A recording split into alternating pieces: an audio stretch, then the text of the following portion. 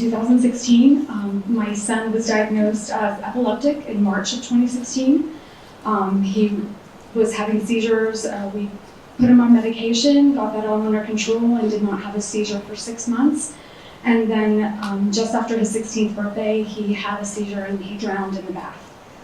So it was incredibly difficult, obviously very sudden, traumatic, but I received a call from a very gentle, very warm, very compassionate person that talked to me about what I could do to keep Jacob's memory alive and to keep his spirit alive. And she just asked me, do you think that you could donate his tissue and his corneas? And I asked her if I could have a little bit of time. I knew the situation was sensitive, time sensitive, of course, but I just wanted to think for a moment about, okay, what can I do?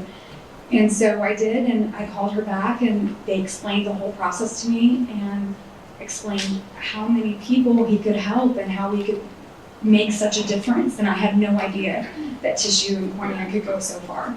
So we moved forward, and it was the best gift that I could have been given after such a hard loss.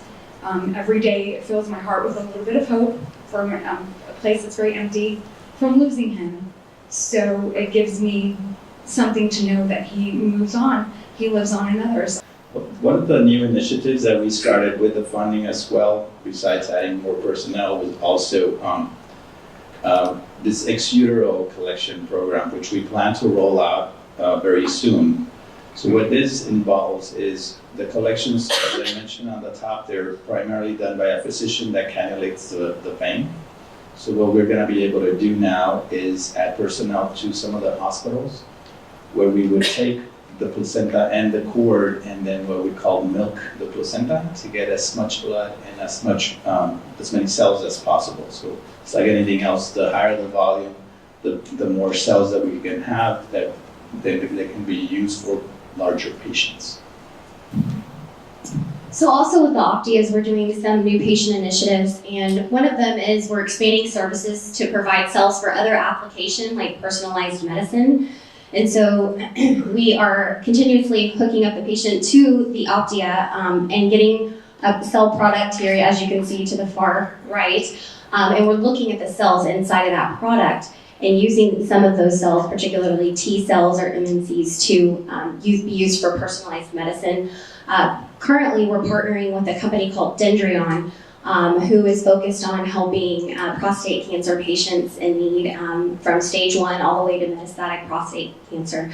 And so that's an initiative that we have going on and looking to do more personalized medicine in the future.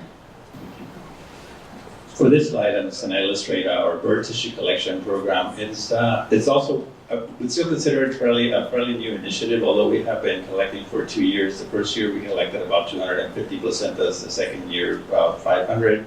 This year we promised Marty we may double that again, we'll see how that goes. But basically the way the process works is, again, once the baby's delivered, and we take possession of the placenta and the cord. And as you see on the panels following the arrows, so we dissect or we remove the innermost membrane of the placenta, which looks almost like a transparent piece of plastic, which is shown on the left side. And on the bottom panel, you can see how much we can actually recover per placenta. And we use my big hand just as an indication as to how much it yields. So it's actually quite a bit.